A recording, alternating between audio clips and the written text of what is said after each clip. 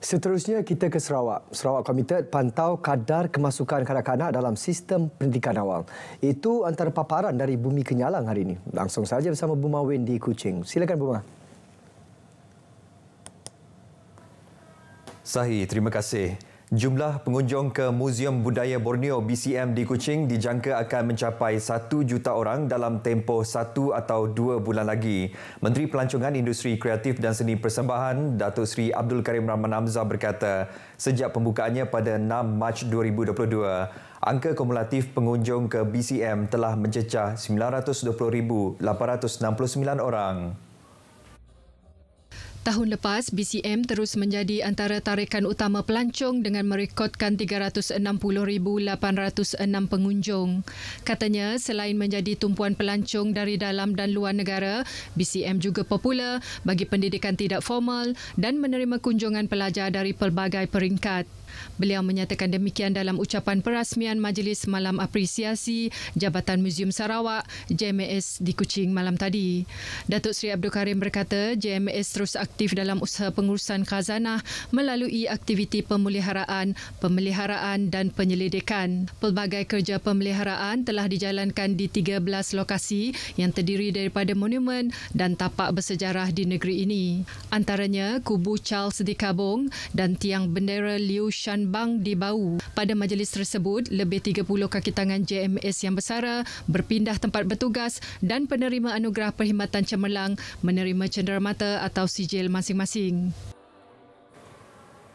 Sarawak akan terus memantau kadar kemasukan kanak-kanak berumur 6 tahun dalam sistem pendidikan awal. Timbalan Menteri Pembangunan Kesejahteraan Komuniti, Datuk Muhammad Razzi Sitam berkata, ia penting bagi memastikan tiada keciciran berlaku dalam sistem pendidikan.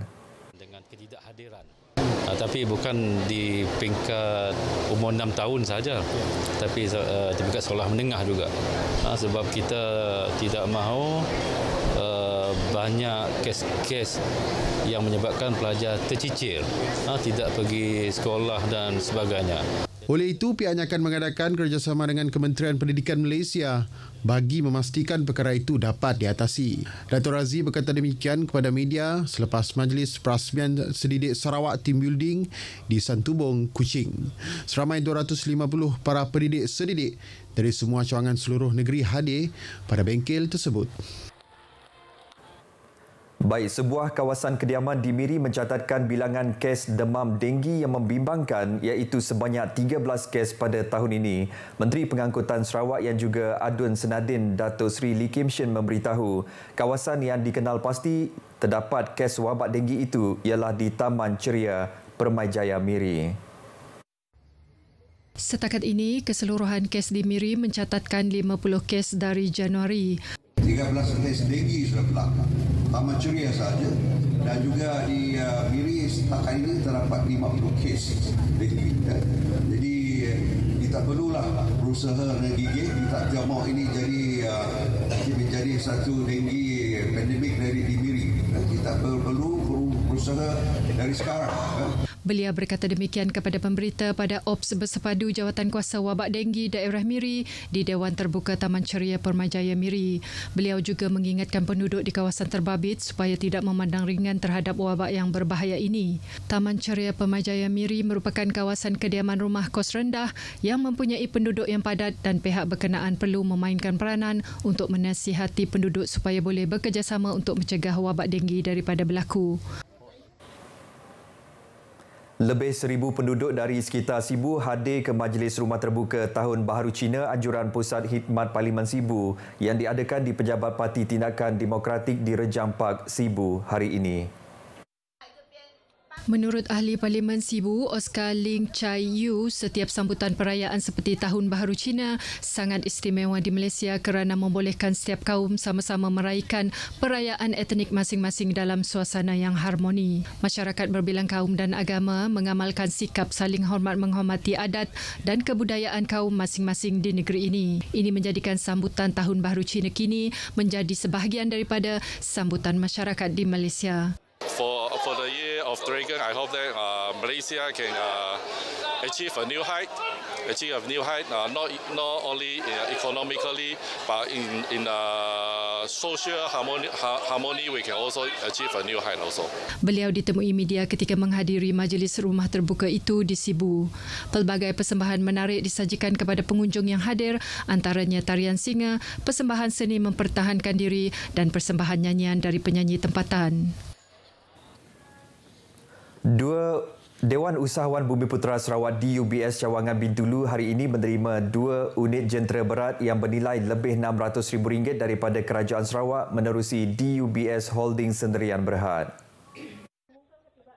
Presiden DUBS, Datuk Abang Helmi Tan Sri Ikhwan berkata sumbangan tersebut mencerminkan komitmen kerajaan dalam membantu usahawan dan kontraktor Bumiputera bergerak aktif dalam bidang keusahawanan, pembinaan dan pertanian di samping memudahkan ahli-ahli DUBS menjalankan projek-projek berkaitan.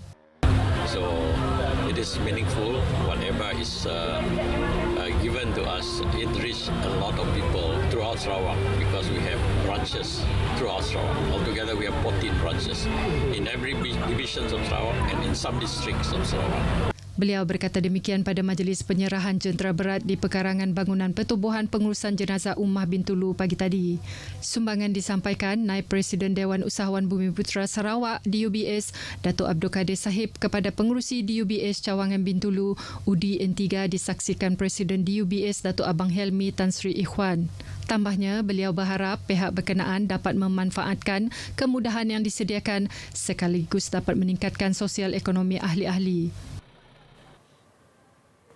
Polis Sibu telah menahan 2 lelaki tempatan berusia 27 hingga 28 tahun bagi membantu siasatan kes bunuh seorang wanita berusia 24 tahun di Sibu Jaya semalam. Menurut Ketua Polis Daerah Sibu, Asisten Komisioner Zulkifli Suhaili, tangkapan pertama dibuat pukul 9.30 malam tadi ke atas lelaki berusia 28 tahun, manakala tangkapan lelaki kedua pula pada pukul 9.30 pagi tadi.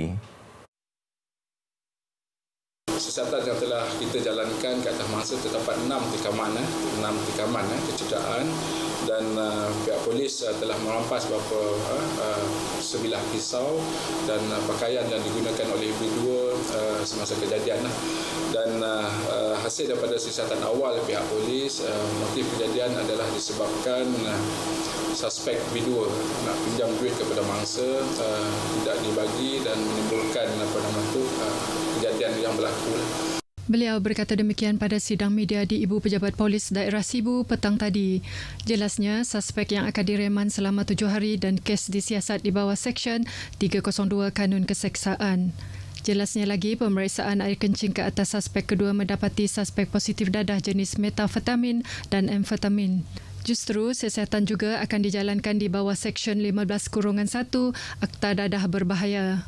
Pada pukul 3.10 petang semalam, pihaknya menerima laporan seorang perempuan terbaring di hadapan sebuah kedai di Sibu Jaya dalam keadaan berlumuran darah. Mangsa telah dikejarkan ke Hospital Sibu dan disahkan meninggal dunia pada pukul 11.34 malam tadi. Beliau menasihati orang ramai agar tidak membuat sebarang spekulasi dan menyebarkan berita tidak benar mengenai kejadian ini. Baik saudara, perkongsian itu tadi mengakhiri perkembangan berita dari Sarawak. Dari sungai hingga segara, Palestin pasti merdeka. Kembali kepada Sahi di Angkasa Puri untuk berita seterusnya. Sahi, silakan. Baik, Buma, terima kasih.